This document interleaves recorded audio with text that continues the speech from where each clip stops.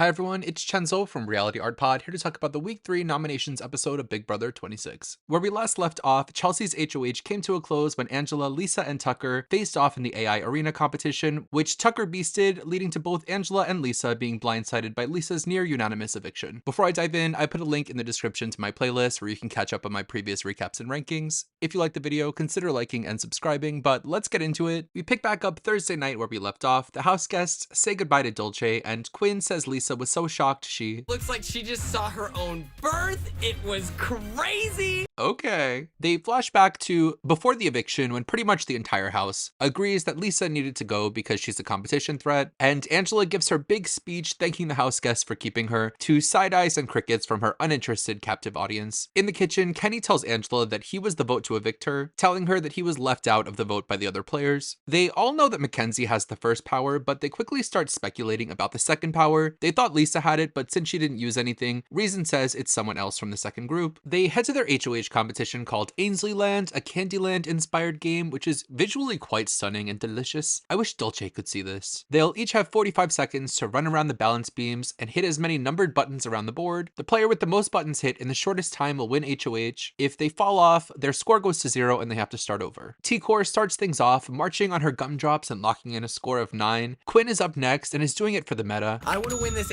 HOA to show all 30 of my alliance members the value that I can bring competitively. Quinn crushes it, getting all the buttons, resetting the board and even getting more buttons, setting a new top score of 18 and braggily dancing. They montage together a few players falling, with Cam, Brooklyn, and Rubina taking silly spillies, and Joseph has obviously never walked on a balance beam, or maybe he's never walked before in his life. Mackenzie takes a lead, but then takes a hard crotch fall, resetting her score. Young Cedric flies through this. He truly eats, leaves no crumbs, and licks the plate, scoring a 27. Cedric's real opposition comes from Tucker, who's flying through the course, then he falls, giggles about it, and scores a 1. Leah goes last and does terribly, so Cedric becomes the third HOH of the season. They're all very happy for him and celebrate outside and inside. Cedric tells us that everyone in the Gone is going to be safe, aka the Pentagon, and he starts his one-on-one meetings, starting with Kenny, who reveals to Cedric that he's not really sweet Kenny K, the sausage guy. He's an ex-cop. Cedric also tells Kenny that he's an ex-military analyst. Kenny tells Cedric he doesn't want to be there anymore. Kenny's been saying he wants to go home for weeks, but the show's been pretending that that was not the case, so Cedric is sure he's going to nominate Angela and Kenny, but he needs to find his third nominee. Cedric meets with Mackenzie. She quickly tells Cedric all about her power, telling him that if he puts her up, she's just going to use the power to save herself, really taking a page out of Crazy Eyes' book of threatening the HOH, except she has the power to back it up. Her tactics work because Cedric meets with Chelsea and tells her he doesn't want to nominate Mackenzie and is considering Leah as the third nominee. Chelsea also tells Cedric that last week Mackenzie and Leah were plotting against him. Cedric meets with Leah and asks her to be the pawn. She smartly says hell no. Rubina and Joseph also decline the generous offer to go up on the block. There's a fun segment of showmance silliness. Chelsea likes Cam, but Cam has a thing for Leah. Cam has been having naughty thoughts about Leah. Quinn likes Leah too and thinks she smells like a cupcake. On top of all of this, Leah has a crush on Tucker and Tucker is in love with the fish. This was fun and silly, but also gave a good quick explanation of some of the more important relationships in the house. Back to the hunt for the third nominee. Tucker volunteers himself again to be nominated, but pushes for MJ to go up on the block first to flush out her power. Kenny's there and he brings up that he believes the women are working together and basically targeting the women is giving Kenny the will to live in the game. Funny how this guy wants to stay when a man is HOH. They loop Joseph in on their misogyny and he agrees, complicit. At the nomination ceremony, Cedric nominates Angela, Kenny, and Tucker, none of whom are shocked, and Tucker has the final poignant words. I got the veto in the AI arena coming at ya.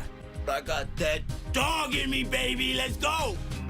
Overall, I found this episode to be pleasantly entertaining. Not a lot happened in the game during the span of time, so it was nice that we got a fun, colorful competition to fill up most of the episode, but I'd still take a live Thursday HOH over a Sunday HOH competition. The week doesn't end up boring, as the series of events that are happening on the live feeds that will play out on the Wednesday episode and might spill over into the Thursday episode are really getting interesting, so I'll be back on Wednesday to talk about the veto episode. If you like the video, like, comment, and subscribe. Quick scheduling update: with the Challenge 40 starting next week and Survivor starting soon, I realize there's no way I can cover all 3 of those shows on Wednesdays. So starting next week, I'm going to be recapping all of the Big Brother episodes, but I'm putting them together in just a weekly recap on Thursdays. So every Thursday, I'll be recapping the Sunday, Wednesday, and Thursday episodes all in one video and do my player rankings in a separate video on Thursdays as well. I apologize to anyone that relies on my Sunday and Wednesday episodes, but please understand, there's only one of me. I do all of this by myself, but I'll get you your content. Don't worry. But that's all to say for today. I'll be back on Wednesday to talk about the veto episode. Until then, have a nice week. Bye.